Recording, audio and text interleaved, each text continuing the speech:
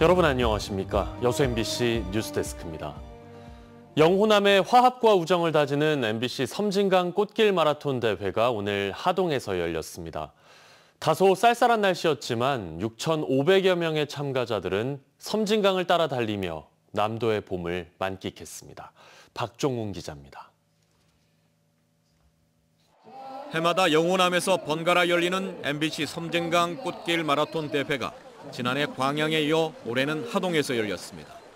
14번째를 맞은 이번 대회엔 전국에서 6,500여 명의 마라토너들이 참가했습니다.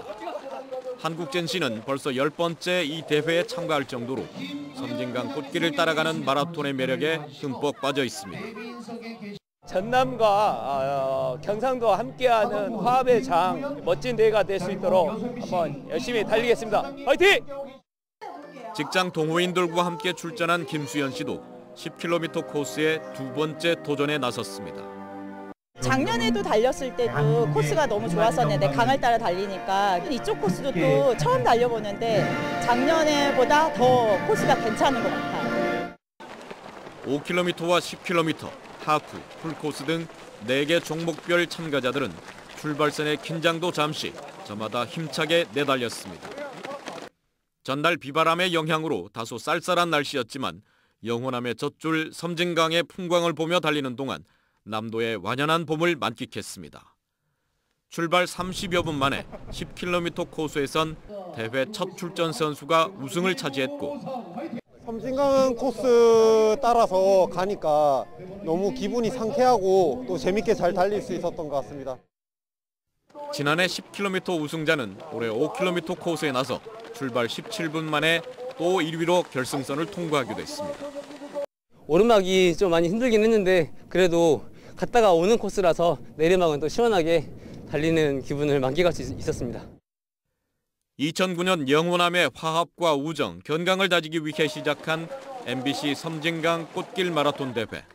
해마다 참가자 수를 경신하며 열기를 더해가고 있는 가운데 내년 봄 소식과 함께 찾아올 제15회 대회는 전남 광양에서 열립니다. MBC 뉴스 박종웅입니다. 주말 사이 전남에 강한 바람이 불면서 피해 신고가 잇따랐습니다. 특히 여수에는 순간 풍속이 초속 30m가 넘는 등 곳곳에 강풍특보가 내려지면서 가로수 쓰러짐과 간판 흔들림을 비롯한 40여 건의 신고가 이어졌습니다. 또 강풍의 여파로 전남으로 가는 30여 개 항로, 여객선 40여 척의 발이 묶였습니다.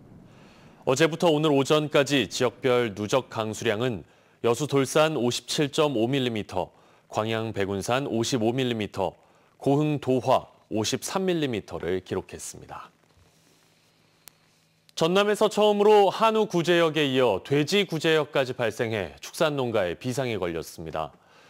전라남도는 지난 11일 무안의 돼지농장 2곳에서 돼지 12마리가 구제역 확진 판정을 받은 것과 관련해 사육 중인 돼지 5,400여 마리를 모두 살처분했습니다.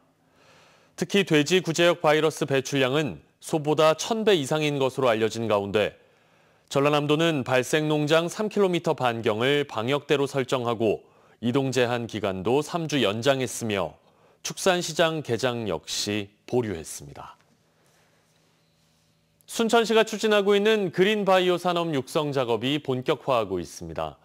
올해 안에 구체적인 전략 품목을 확정한 뒤 오는 2027년까지 제품 생산 시설 등을 구축할 계획인데요.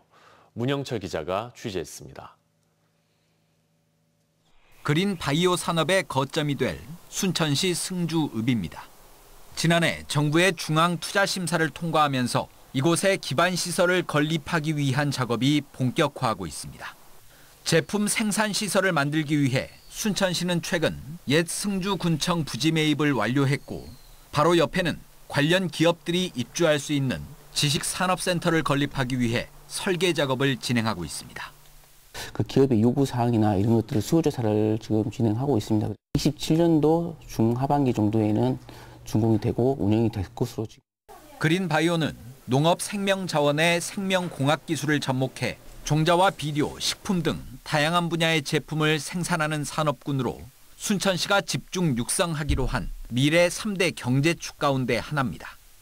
지역에서 생산되는 농특산물을 활용할 수 있고 현재 운영하고 있는 기관들과 연계해 경쟁력을 확보할 수 있다는 게 순천시의 설명입니다.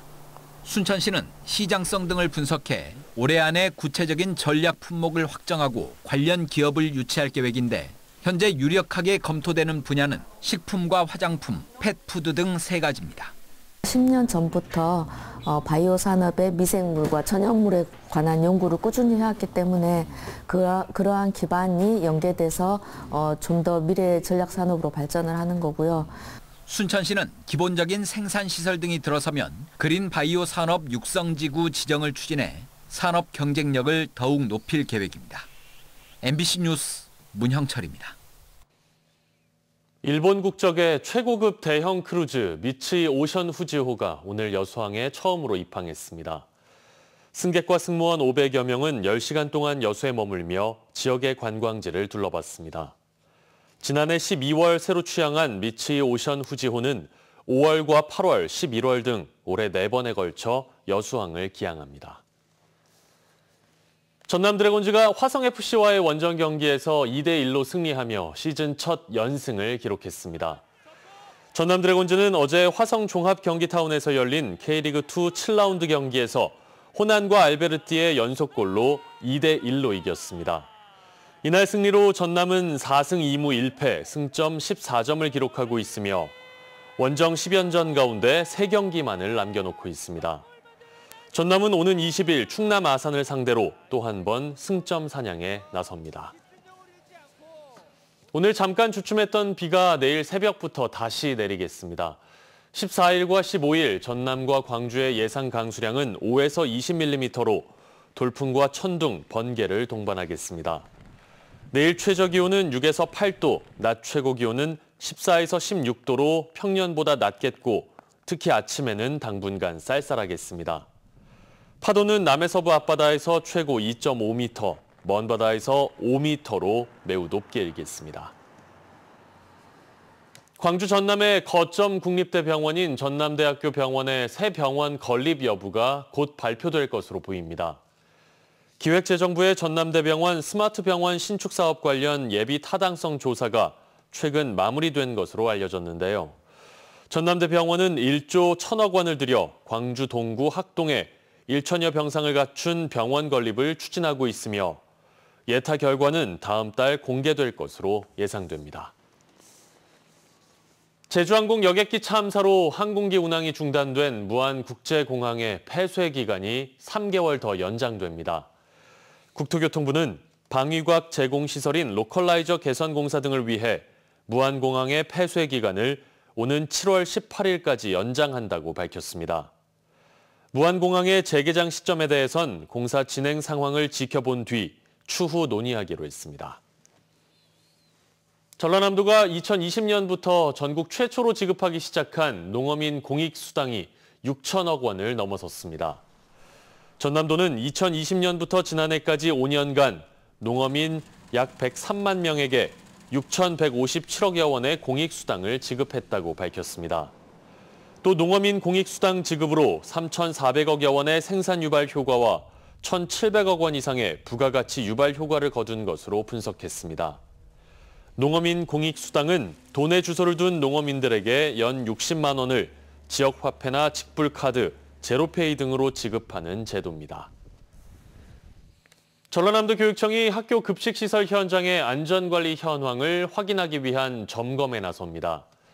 다음 달 16일까지 도내 노후급식실 55개소를 대상으로 실시되는 이번 점검에서는 소방 피난시설비의 적정 여부 등을 확인할 예정입니다.